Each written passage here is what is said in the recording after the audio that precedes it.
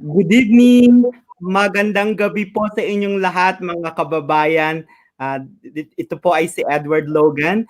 I am really excited po na mai-share po namin ang mga knowledge at expertise ng mga kaibigan ko po na mahilig sila tumulong sa kanilang mga kapwa-tao po. So, first and foremost po, I would like to personally thank my good friend, Jelix Mercader, one of the founders of the Bounce Back, along with the two other key leaders of this very important movement, Jason De La Rosa and RJ Ledesma, as well as the Practical Learning Company for giving us the opportunity to share our knowledge and expertise in the area of blockchain technology.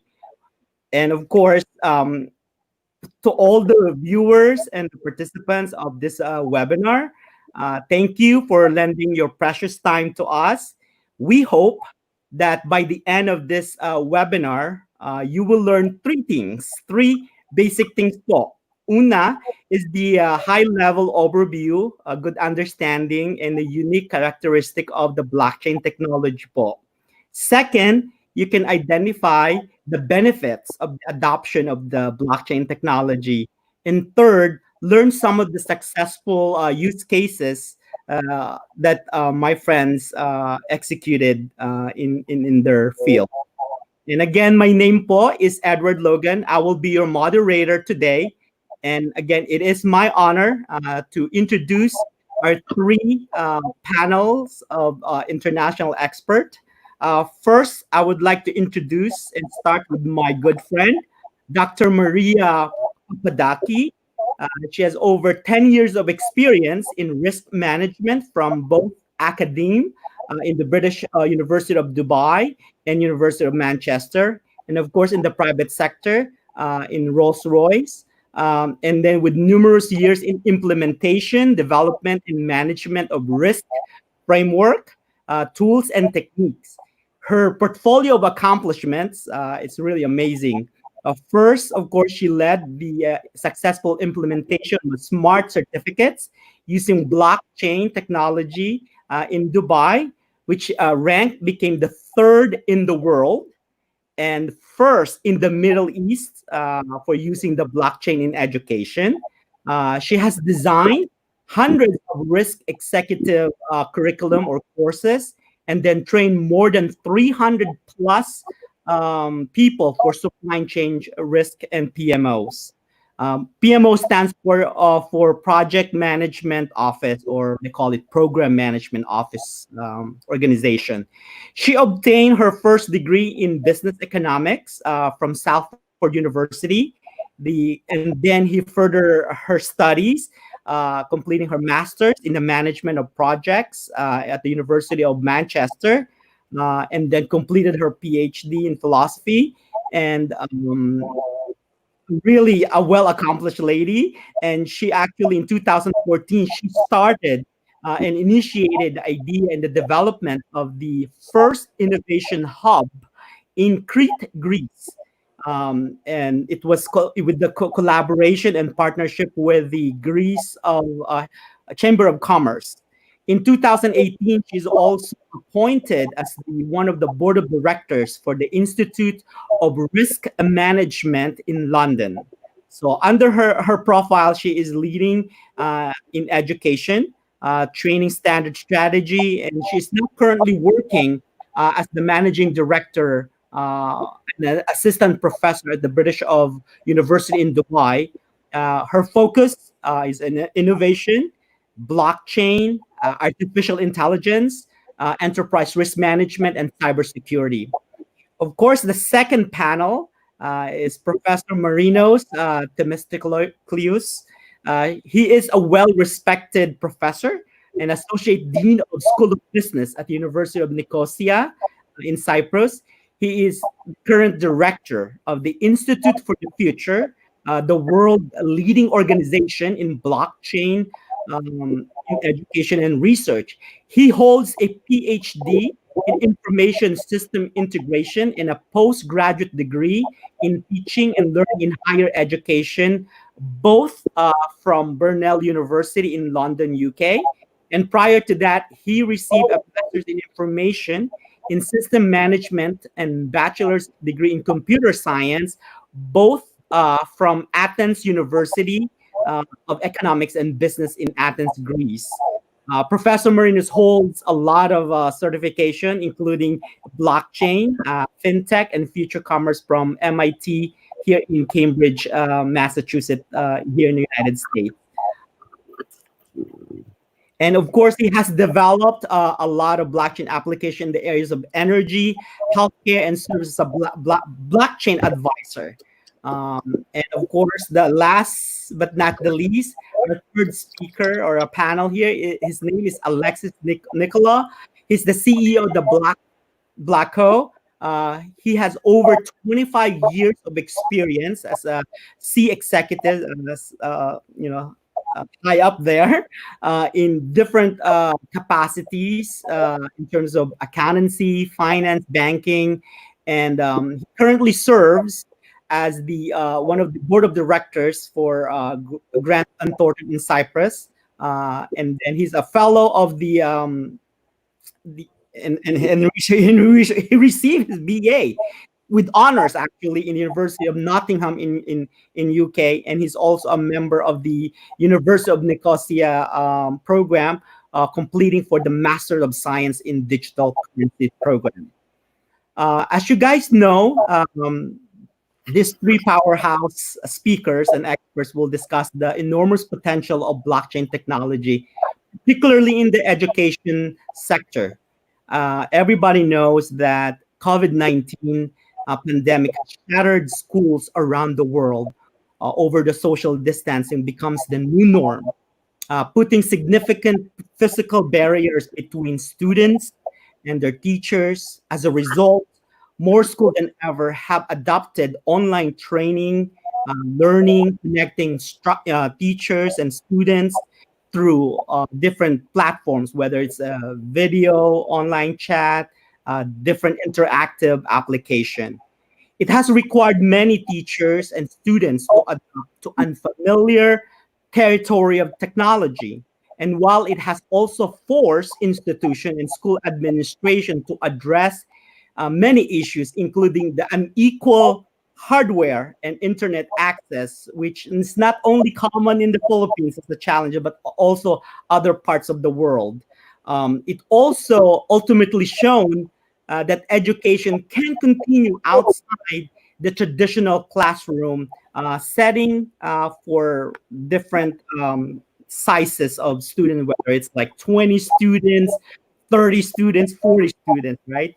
So it also helped shine a light on other potential disruptive ideas in the space of educational sector.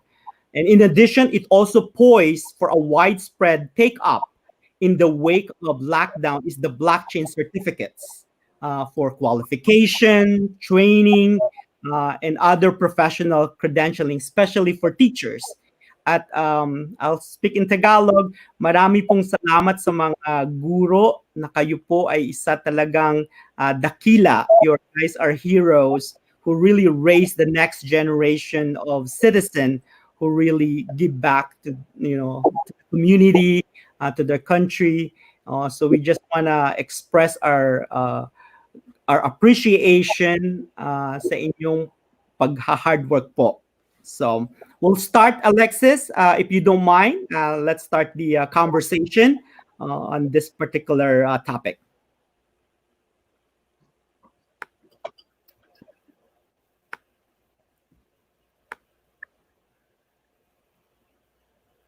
Can you see my screen? Just sharing my screen for Marinos to start. Is it visible? Yes, it is. Okay, hello everybody, and thank you very much for the invitation to this interesting and exciting event.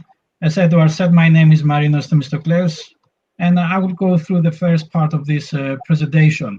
Moving to the next slide, and as Edward said, today we live in a situation where the coronavirus has a dramatic impact basically on our life and business. But on the other hand, this presents an opportunity, let's say, to speed up our digital transformation.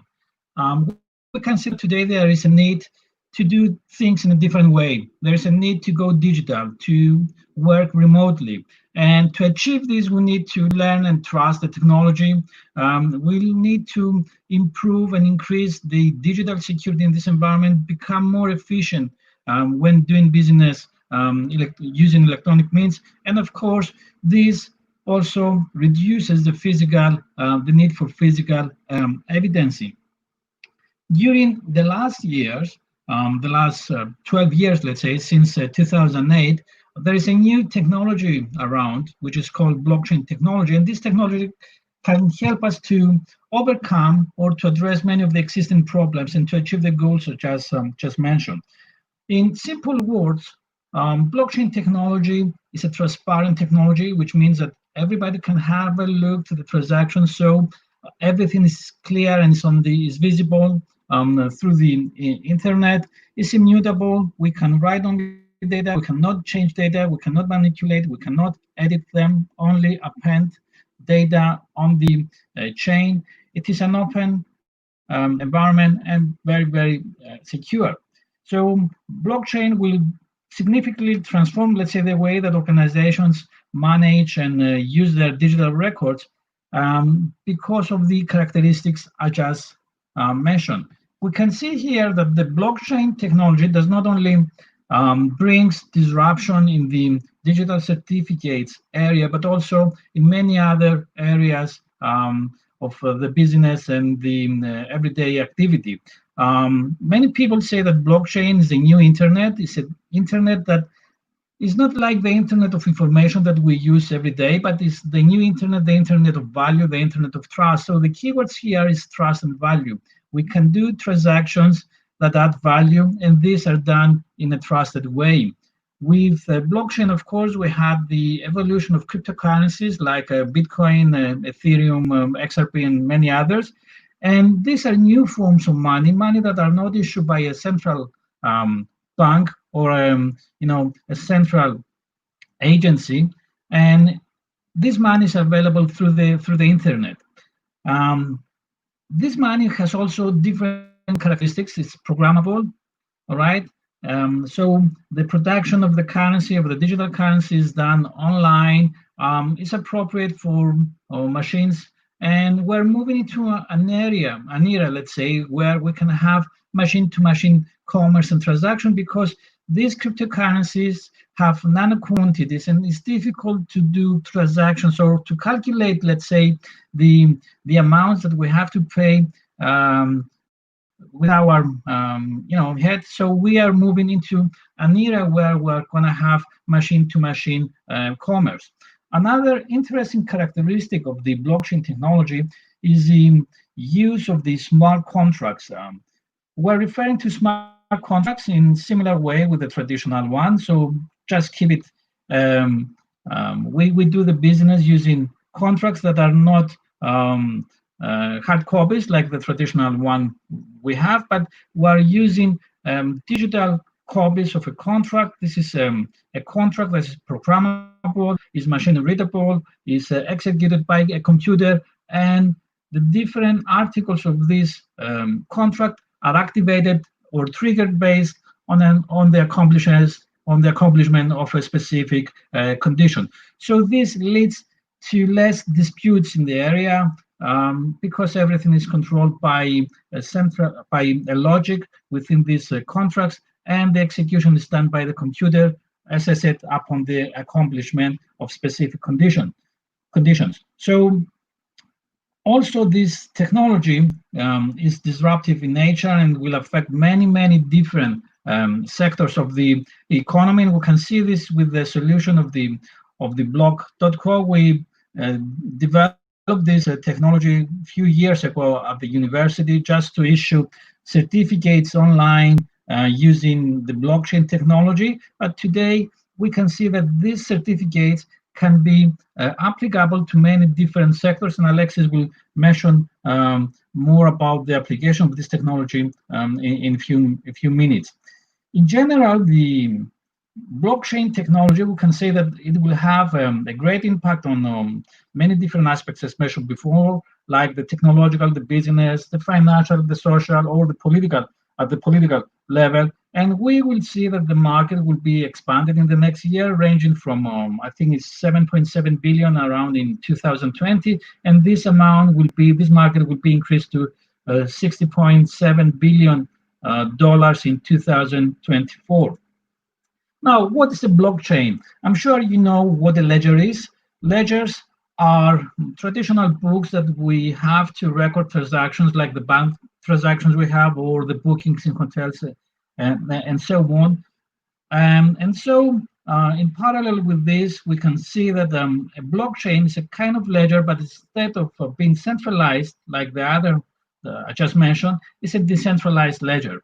Why we're doing this? Because basically the centralized ledgers have many limitations, and basically due to their nature, and these limitations deal with security issues. For instance, what's going to happen in case the building is burned and the ledger is burned, all right? So, or there's an earthquake or other disaster. We have other problems dealing with related to the inefficiency, the high cost, because we have many entities that are involved, transactions take longer, etc. There's a lack of transparency since limited number of people are controlling the information that is written down into these ledgers, and often this leads to fraud or errors. So in overcoming all these problems, the blockchain technology says something simple. I'm going to develop a new ledger, a ledger that will have many characteristics, like what we said before. It's going to be a book where we write down transactions, etc. But instead of having this book in a central place, we will keep multiple copies of the same book, of the same ledgers around the globe, and these copies will be saved on multiple nodes around the globe. The ledgers, the distributed ledgers, are synchronized. They're more secure because we're not allowed to change the contents. And in case there is a change in the contents of one of these copies, this to be validated by the rest of the participants, which is impossible. All right. For that reason, it's considered as much more secure compared to the rest. Now, what is a database? What is a blockchain? How it works? Basically, a blockchain is a chain of blocks. And what's a block? A block contains transactions or records. For instance, we have multiple computers around the globe that participate in these blockchain networks. Each of these computers issue transactions. For instance, Alexis will issue a certificate for a diploma at the University at the British University of Dubai, and so on. So all these transactions are collected together.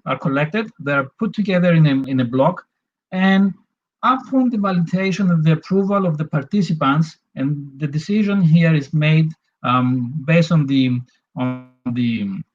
50% plus one votes of the participants.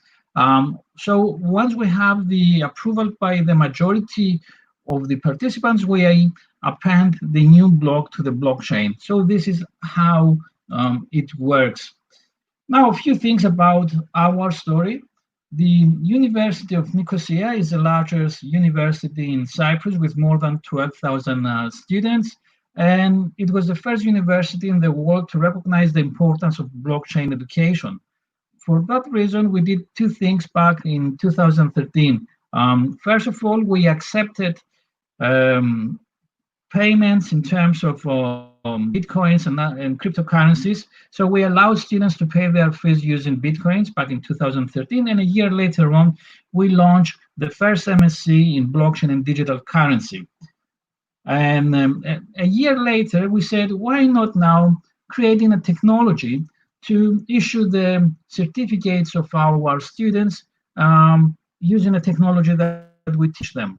Therefore, we built in-house a solution for the issuance of the diplomas of our students. And slowly, we expand this activity not only to include to issue the certificates of the students of the digital currency and blockchain MSc, but also to all the degrees of the University of Nicosia are now published using this solution.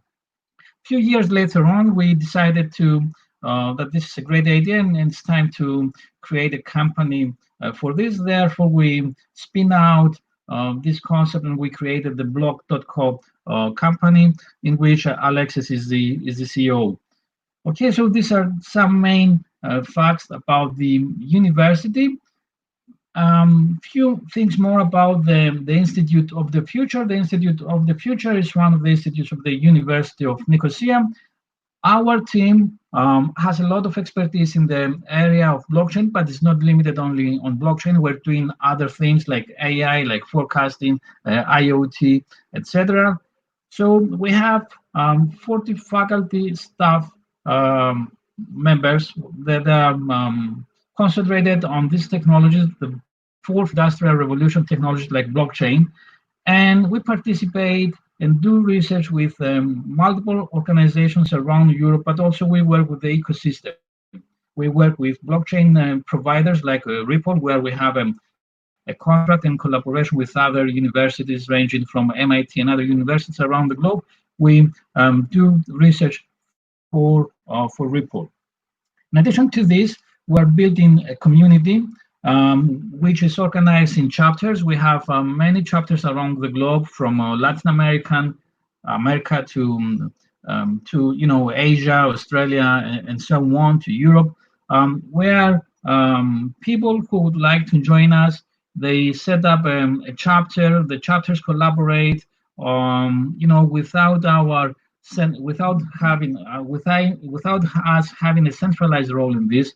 So we just give some principles based on which they can collaborate. They do their own activities, okay, and then they have these meetings where they call their members to come for a presentation, all right, and they can exchange their ideas and discuss interesting topics about the blockchain technology. Okay, and in terms of teaching, as I said, we have the first MSc on blockchain technology and digital currency. The first course of this MSc is free of charge and is led by pioneers in our ecosystem, like Andreas Antonopoulos, a well-known worldwide author, let's say, on blockchain technology. He's the author of Mastering Bitcoin, Mastering Ethereum, and so on. Also, our CEO, Antonis Polemidis, is teaching on this first course. And as I said, this is a free of charge. Everybody can attend the course, and then, if you like, you can proceed with the MSc program. The first course I mentioned before, the MOOC, has more than 40,000 participants so far from around 100 different countries around the globe. One of our collaborators all these years, an important partner, was the British University in Dubai, where was the first university who decided to adopt our technology to issue the certificates. And to this point, I would like to ask Maria to continue with this presentation and talk us about their activities. Yes, happy to join you as well. I'm really excited, and thank you very much for the invitation. Thank you for the warm welcome, Edward. So I am a part of the British University in Dubai. So who is the British University in Dubai? We are located in Dubai, of course. We're an accredited university in the UAE. We are one of the first research-led universities in the regions. We have the most PhD candidates in the region as well. And I will explain you the setup of the British University in Dubai. It's collaborated with the best research institutes in UK, which is Manchester, Glasgow, and Edinburgh. And also, the founders comes from Rolls-Royce, British Business Group, the Al Maktoum Foundation, the Dubai Development and Investment Authority, the Emirates NBD National Bank, and the aspiration and it's this UNIC setup is bringing quite good the triple helix approach by having the sector, private sector, also with the high-led universities as well. So as Edward said, I did work for Manchester University and I did work for Rolls-Royce PLC. So I landed in the University in Dubai, really proud of being in this institution, really, and bringing all my expertise back from the industry and UK to work here in Dubai. So this university is highly focuses on following the UAE strategy and the Dubai strategy, a blockchain strategy, and innovation strategy. So I'm leading the research center, which is called the Dubai Center, the British Dubai Center for Risk and Innovation, which is under the umbrella. It's one of the 3 research centers of the British University in Dubai.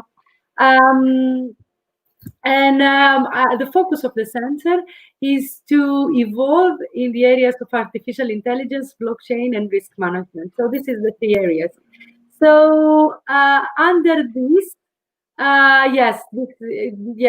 So if you see here, obviously there's a lot of disruptive technology surrounding the word. However, this center is formed to just bring the word to translate the academia language to the industry language and vice versa, because you will find you as an educator a lot of times those 2 languages have a big gap. So actually, because the university is set up as well, this center is also there to bring these 2 together. So the first and the most innovative projects that we worked in collaboration with University of Nicosia, it was back in 2017. We did the blockchain solution to our certificate. So we became the 3rd in the world on implementing a blockchain technology for issuing our degrees. We're now in the process of completing all our graduates' blockchain degrees and back work the lot until the next couple of months. So we are proud of it, and how this project came up. It came up from the first steps of University of Nicosia working with a solution.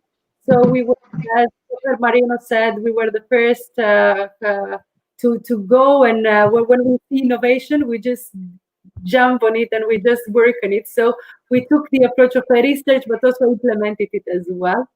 And for many, many reasons. I believe that all of us, what we suffer is about degrees to be fake, lost, the cost, the administration cost in the universities and in schools is very high to issue a degree. And then also I will add here the attestation process. I will ask also the freedom of movement. It's another factor as well. And also for the universities as well. But, imagine if you jump from one class to another, from one school to another, it is easier to verify your details by just logging your details in a how you call it, in a ledger, rather than calling, asking, and everything. So I think blockchain gave us the opportunity to work to automate our system. The next slide, if you move to the next slide. Yes, so we got global recognition. So, and we're very happy about that. I already talked to you about the center and what we do. And I think this picture, I like it because you know, it's represents a lot of people sitting together to make one decision. So I think blockchain is easy. It makes to us to make easier the process to be easier as well. So the British University in Dubai was quite innovative in implementing the strategy, and quite very fortunate to come close with University of Nicosia and now Bloco as well to work on this initiative, and at the same time work on the initiative of the strategy of the UAE, the blockchain strategy, and also the Dubai strategy as well, which has as a primary initiative to turn all the transactions, to turn most of the transactions in blockchain. So, yes. So if you go to the next slide, you will see and understand what I was. Okay. Yes, I'm fine with that. Yes. So this is what we did as a British University in Dubai, and I think I will give that now to Alexis.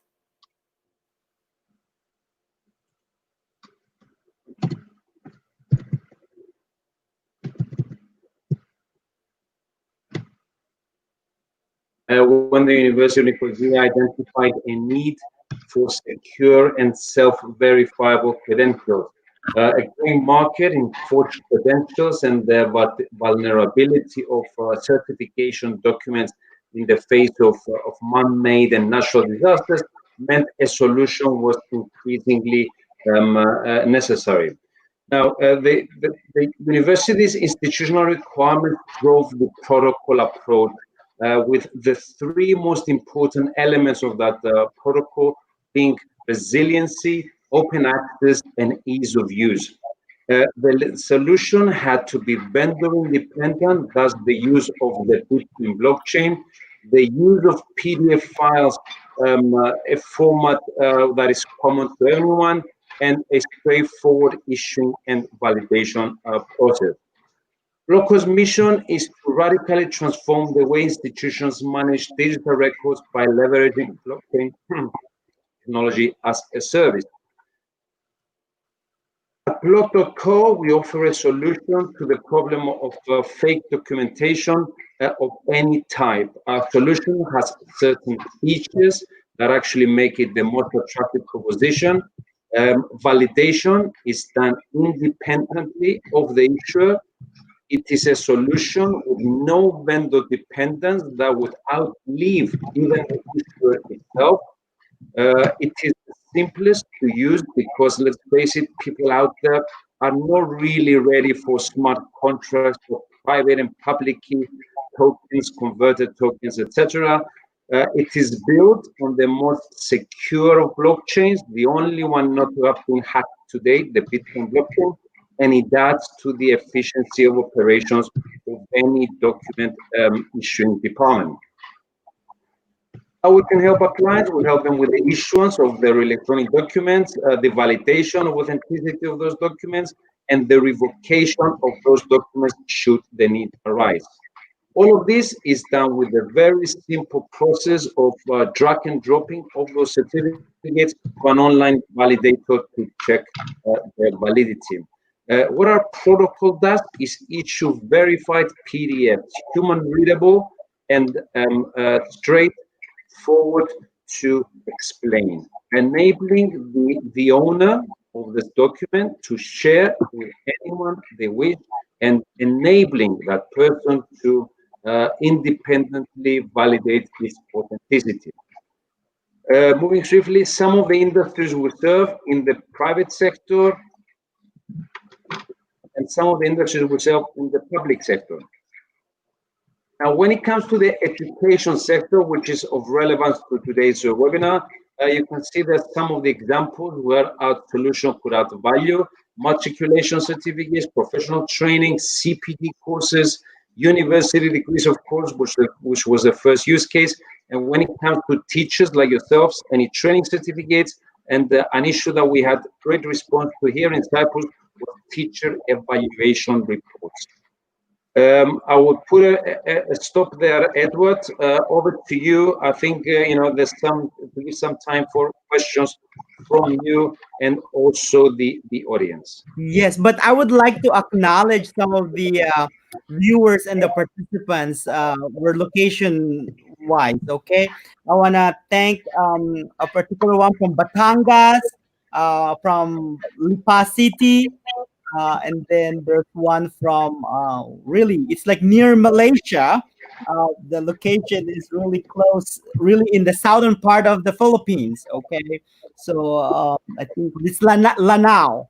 So thank you for your time for watching this webinar, and for all other teachers there from other cities in the Philippines. Magandang gabi po sa inyong lahat at maraming salamat sa inyong time.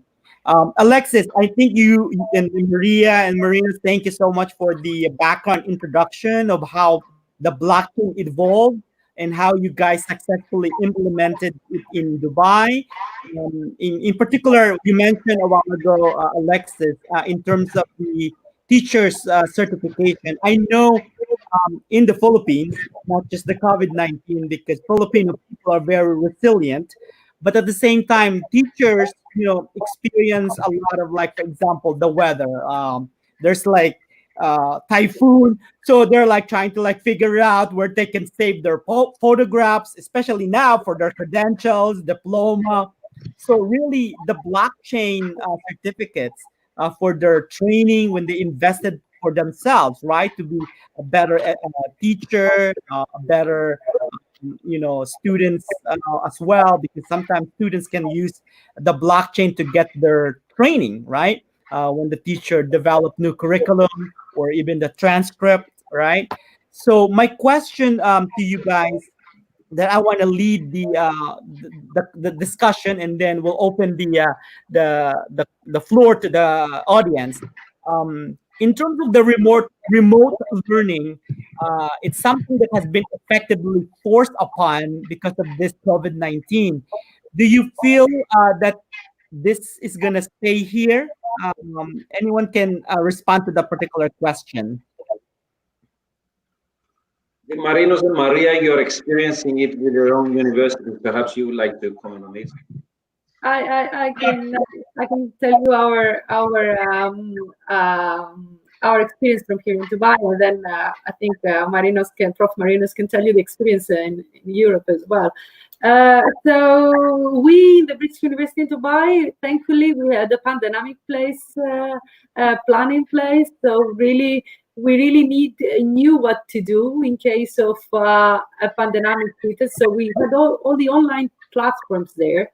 So actually, we had a task force that just before they closed down, they went through the whole activities and everything. We got trained as an academics, and we sent home. We were really lucky on the fact that the ministry as well of education in the UAE put the help of the students and academics and the administration staff as a priority. So we were having clear guidance from the ministry on how we can deal with the pandemic. We stayed at home. So safety, it was one of the priorities in the UAE, and we were really happy to be under this kind of leadership as universities. And they didn't stop there. After that, they changed the whole accreditation system of the universities, and they accommodated online learning in the accreditation system, and they revised everything according to the COVID, and they made mandatory online training. Okay. Basically, they acted very fast. They gave us support, technical support to all the universities. So really, we were really happy, and we're still working from home, and everything is done by the safety of us.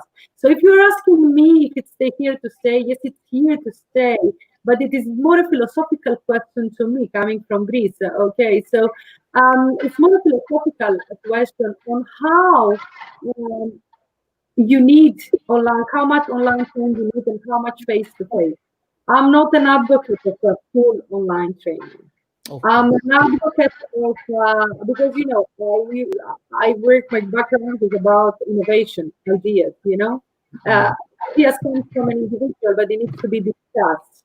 And now there is another philosophical question. It's like how would we need the emotion, the interaction, and the whole of the people interactions. And I think COVID brought questions about that. Okay, online training, is it about only training? Or is it about evolving in humanity, and this needs to have the social interaction? So sharing thoughts. Is it the same sharing thoughts on an online tool? And is it the same sharing thoughts in a class between a teacher and the student? So really, it's a more philosophical. If you ask my opinion, yes, it's here to stay, but how much? And we need a balanced approach as humans. Balance. The key word there, balance. You hit the nail. Because as humans, we cannot stay in the box. Okay. Thank you. Thank you. How about you? Do you have anything to add, Professor Marino?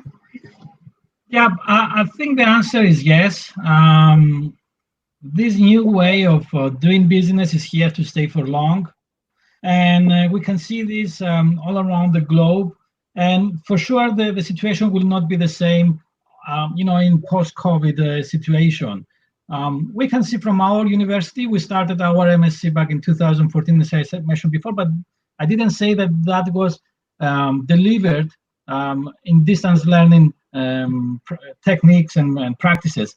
So we're familiar with the distance learning education for the last 7 years. We're running this program. Also, our professional training courses, all of them are delivered online. So we can see a practice that hasn't changed basically due to this situation. I'm referring to the delivery of our courses.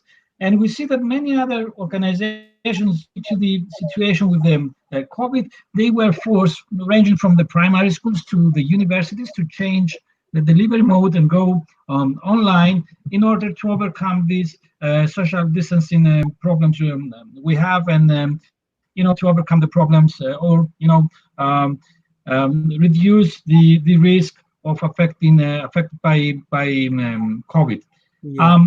I expect that after a COVID situation, many of the programs will come back to the normal way of delivery. The vast majority of them will be like this because they need to have approval from other bodies, accreditation, and so on to deliver them in a distance learning mode. But for sure, many new programs will be delivered now based on this mode of delivery, because simply people are more familiar with this. Many of the reservations they had are disappeared because they use it every day. They say, okay, it's good, I can do it, why not?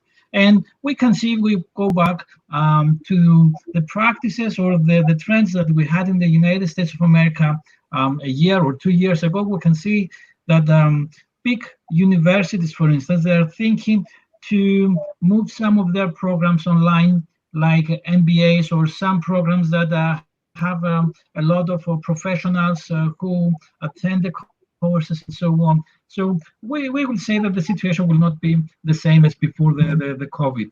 Okay, thank you. Alexis, I know all of you guys touch the technology, has been a big part of the the evolving of a new way of addressing business processes, right? So what kind of again, you guys mentioned a little bit some of the efficiency, what you can see in terms of other value proposition of implementing step by step the blockchain in the educational sector. Like I mentioned a while ago about the transcript, right? Or any credentialing for teachers, because some teachers will have a different approach of their learning style.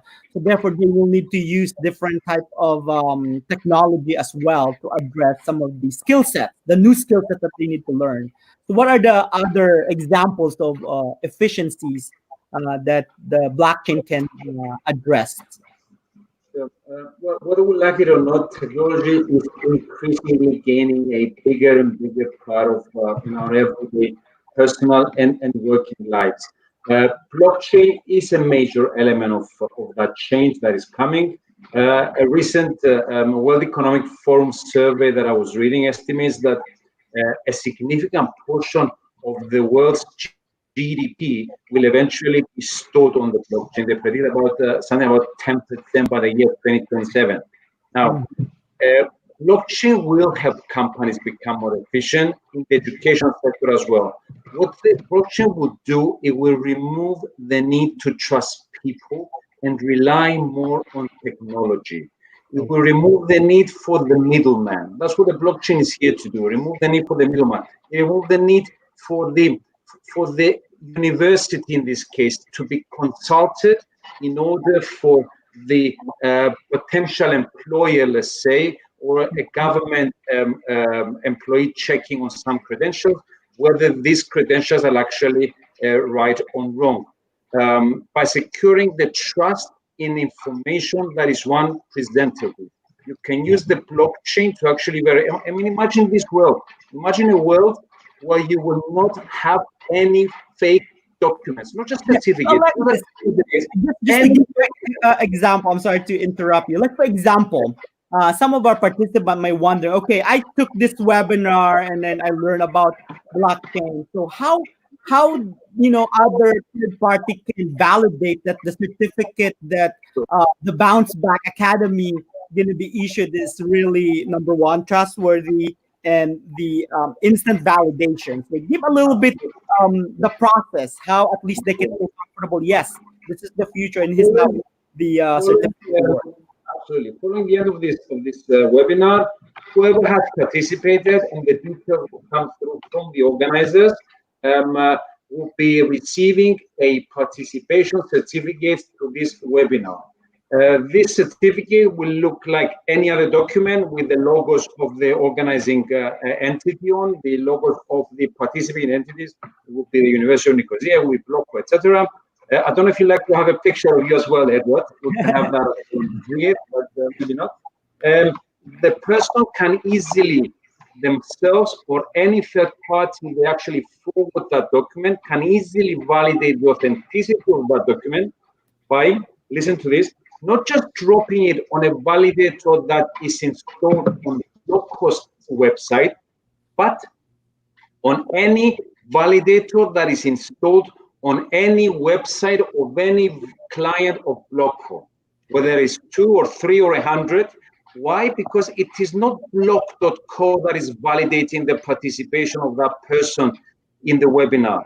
It is the Bitcoin blockchain. So by dragging and dropping that certificate into that validator, the transaction that takes place behind the validator is the matching of the metadata that is embedded in that document, in that PDF file. It's a simple PDF file, matching of that metadata to the metadata that has already been anchored on the blockchain. And if there's a perfect match, then the validator will come out with a result. Yes, this is a valid certificate issued to this and this person, and we'll actually have a picture of that certificate on the screen that the validating party is looking at. You can imagine that there's no room for error, there's no room for manipulation of these documents. Even if a single pixel is altered on that document, then the document will not valid. And we came out with a marketing thing a few months ago where we challenged people to actually try to change a check. We showed a check for, I think it was for 1 million. And we asked people, try and change the details on this check and put your name on it.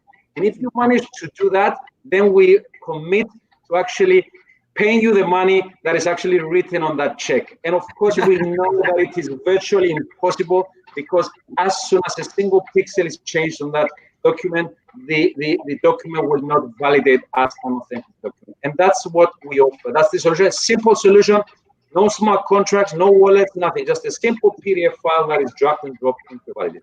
Cool. So at least it's really good for our audience to understand that, once they receive the certificate, they can start validating it instantaneously. This world of digital world, they want like instant answer right away, right? But this technology can address those particular concern of the viewers who ask questions. So we're going to continue reading some of the questions online.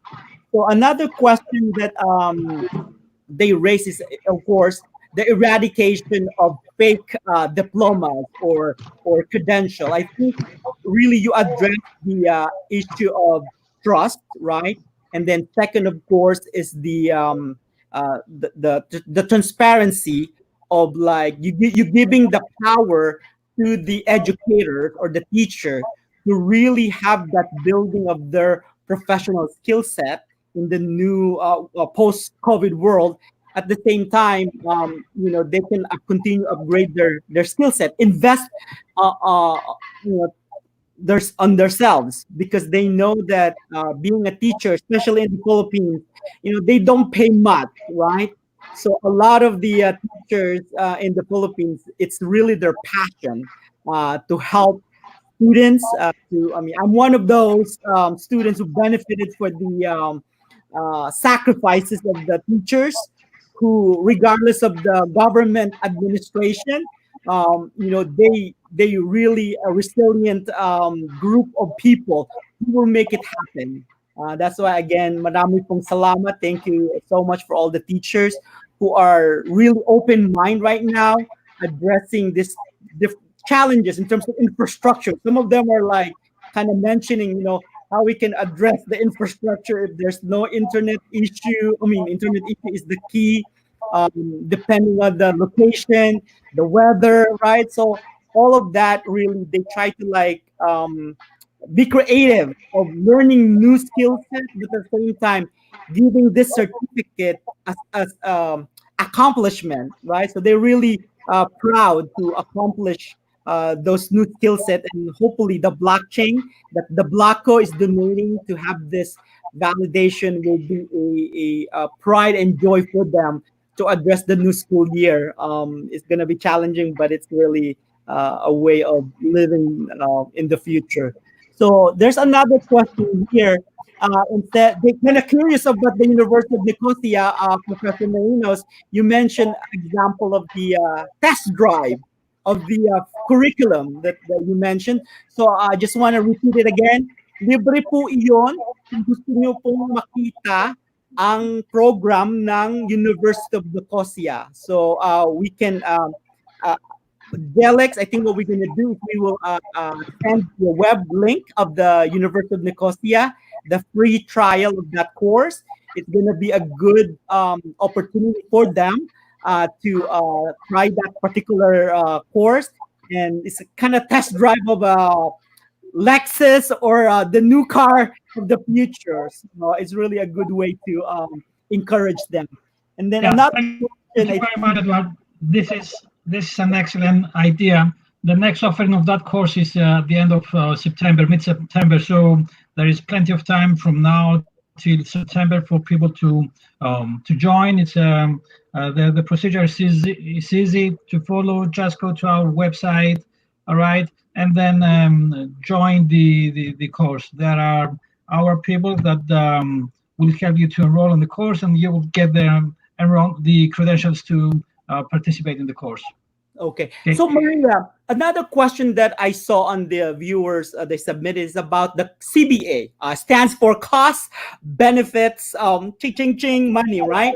So really some perception or myth, I would say, right, that, of course, in the beginning, there will be a challenge of cost, but they said, how can we provide some of the cost savings? Number one, if you're implementing blockchain in education, what are the cost savings? Because they're gonna question is like, okay, how it's really expensive. Okay, so David, it's really interesting that the UAE strategy gave some numbers, which is they say that they expect 11 billion documents, transaction documents, to be saved. Also 398 million of printed documents to be saved. Wow. And also 77 million work hours annually. So Wow. this is on a country level, but in the university level, let's say, it's really helping you. You know, all these attestation costs that you have. Imagine if you are an educator in the Philippines, you suddenly want to move to US or to Dubai or everything. So all this attestation, if this document is true or not, it's a very long process, and also it's a long process on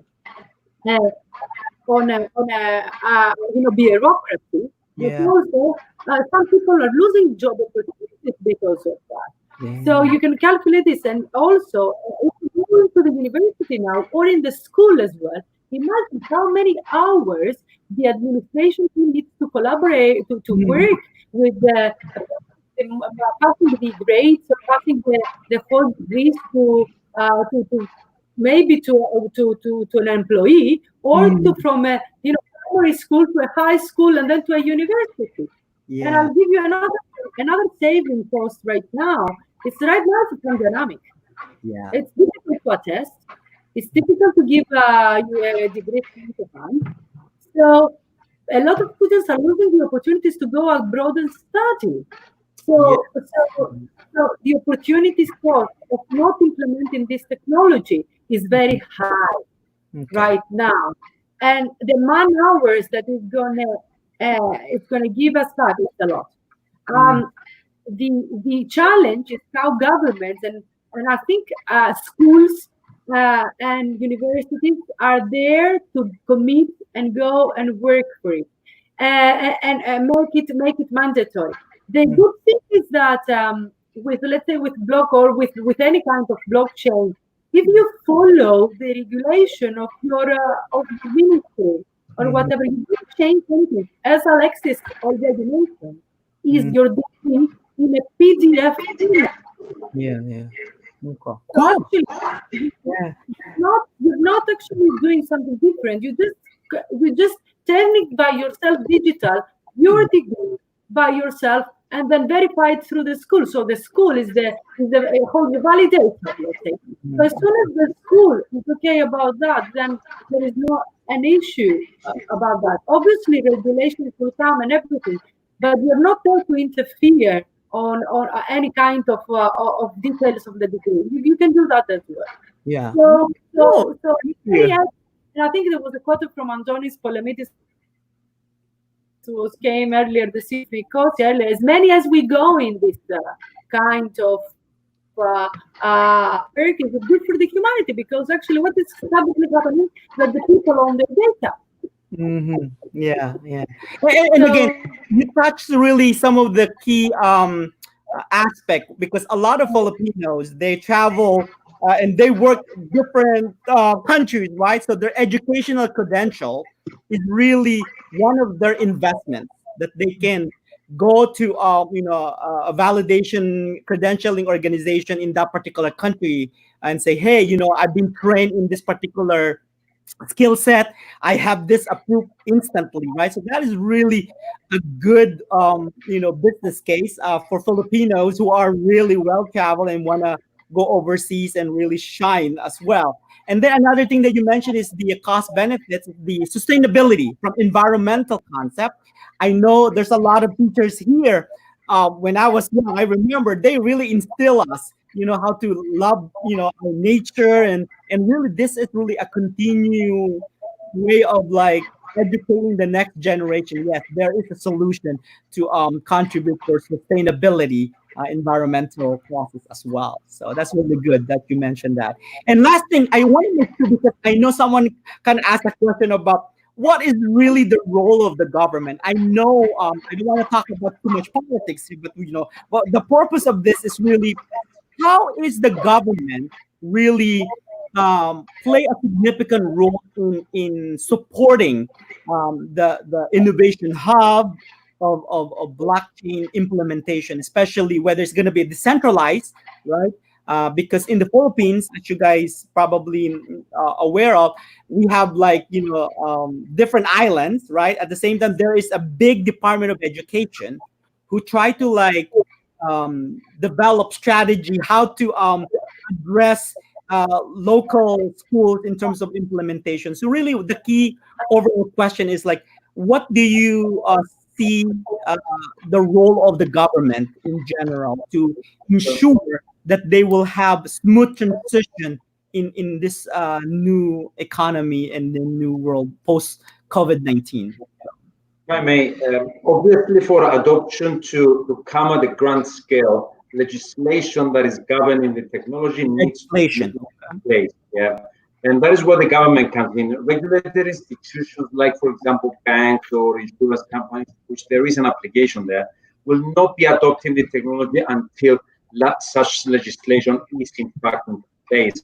Here in Cyprus, being part of the European Union, we need, of course, to conform to EU legislation, which currently is not there. Despite that, like Malta, also an EU member state, Cyprus is expected to introduce its own legislation before the end of this year, and some government departments are already running some POCs in which we as Bloco also are involved. One good thing that came out of the recent crisis is that it has accelerated the government's interest in the adoption of the technology, as it has come to realize the efficiencies it would actually bring about to the system. Like, for example, reducing the need for in-person visits to whether it's schools to get your degree, to get your certificate, or government offices for approvals, the need for in-person verifications, the issuance of tamper-proof documentation to citizens, etc., etc. So the government has appreciated the benefits that such a solution can actually bring to the efficiency, to the more efficient operation of the state. So another thing that I just want to make, since you mentioned about the government, as I asked a question about the role, some actually also want to ask, right? Not just the teacher, because they love their students. The question that I saw here is, how can be effective the blockchain to the new normal to our students? Because they really care for their students, so that's why the teacher asked that question in particular. So I just want to give that that question to everybody, because they some of the students have different style of learning. Some are visual, some are more. Remember, Maria, you mentioned you prefer the balanced approach, right? So really, that's gonna be one question here with the teacher is really, how can it be effective, the blockchain, in terms of for the students moving forward? So I think we need to keep out the blockchain part from the teaching and learning procedure, because blockchain is just the topic that we're discussing. All right. And if we go back and see what are our main activities at the university and the Institute for the Future, we can see that we deal with teaching and research and administration. Now, if we take the teaching, for instance, and go back to our MSc program and the professional training courses we have, all of them are distance learning based. Therefore, there was no change in the way we deliver our courses. We do this for the last 7 years in a consistent way. Our participants and the students are very, very excited with this approach. It's very helpful for them. We can see that 54% of our students change their career going into a blockchain related while they're doing their MSc or immediately after their completion and their graduation. So we can see that there is an upscaling and there is upscaling.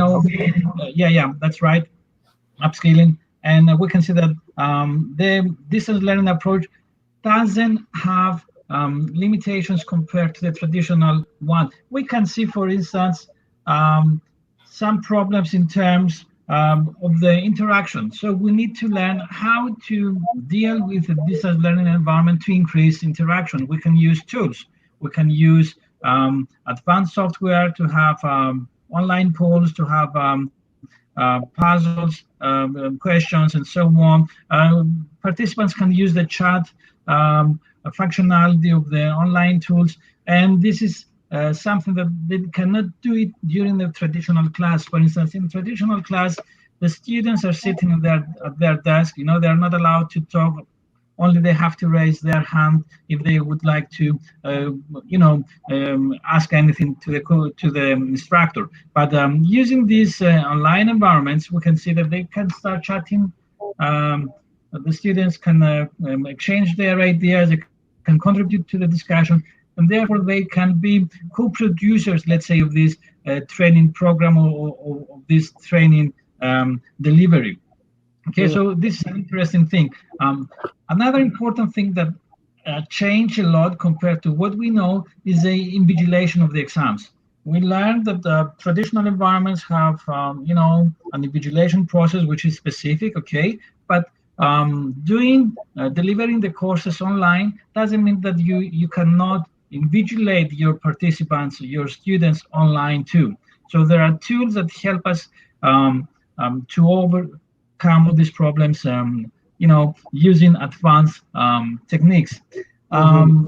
Even in case we assume that we are teaching a technical course that is has to do with programming, and assuming that you run this in a lab, all right? Okay. In a lab, you are next to the student. You go and see his screen, or in case he has problem with the code, you just correct him, all right? But here, with this new reality, you can use said before, new tools to have a look to the. You can share the screens. You can have a look to the code at the same way you do it in a physical way, but now using your computer screen. And again, you can provide the same feedback. All right. So if I had to evaluate both approaches, I don't see that many differences in terms of the quality at the end of the day. Okay. Okay, good. Thank you. Actually, that's one of the question that they submitted again. It says, like, what strategies would you recommend to all teachers in the Philippines to effectively deliver their subject matter in a distant learning approach? And I think you mentioned like the collaboration tool where you can like use the video online to give feedback. So I guess it's really a new skill set for teachers as well to learn.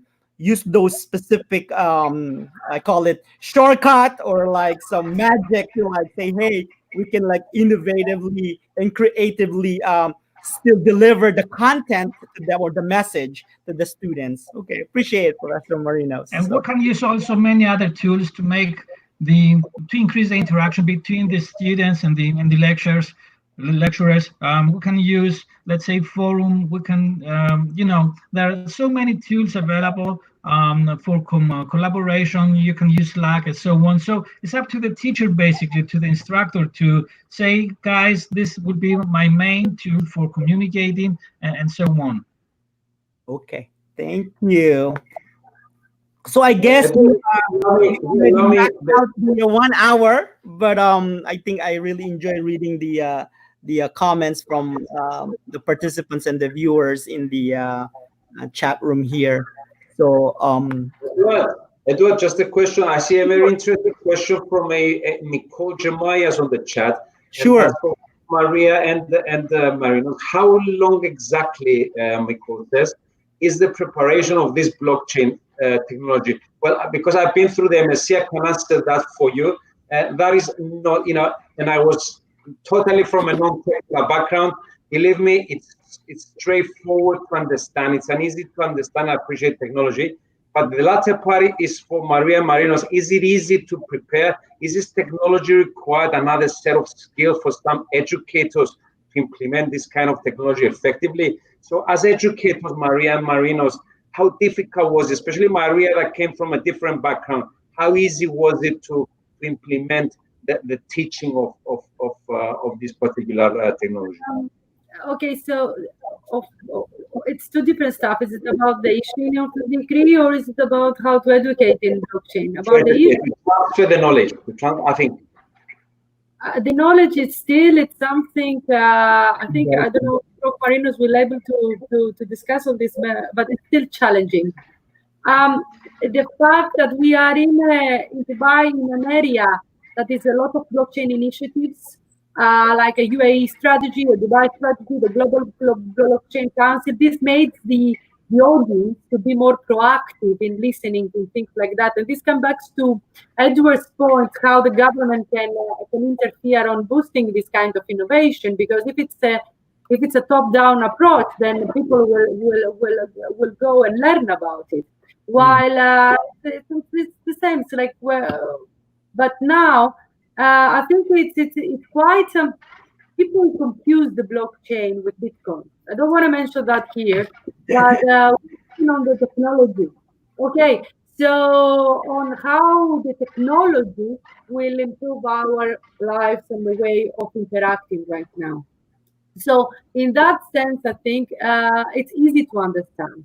And on the issuing and implementation, it's just a PDF. I think the technology that you brought, Alexis, on bringing just a simple PDF, it's finishing all complications that the admin staff has to face and everything. So if you understand the PDF, you will understand blockchain. It's just a validator, an internet website that you upload your PDF and everything is secure. So this is the two aspects that I can really see as an educator, but also as a listener, let's say. Okay. Well, thank you, Maria, for that clarification, and I really appreciate Alexis picking up that particular question from the audience and from the viewers. So appreciate it. So I think that's going to conclude our webinar. Again, marami pong salamat sa inyong time. At meron po kayong marireceive na certificate. It has that validation key code po na blockchain embedded. And again, please try yung course na sinabi ni Professor Marinos, Librica. It's free. I think we flashed the website, but we'll be happy to address any questions that you guys have in the future. Jelex, again, thank you so much for the opportunity. Marami po salamat. Tayo po ay resilient na mga taong Pilipino at move po tayo for this next challenging ng school year po. So thank you po sa mga teacher. Maraming salamat. Thanks, guys. Appreciate it, Maria. Thank you very much. Thank you, Alex. Appreciate it. Thank you. Goodbye. Bye.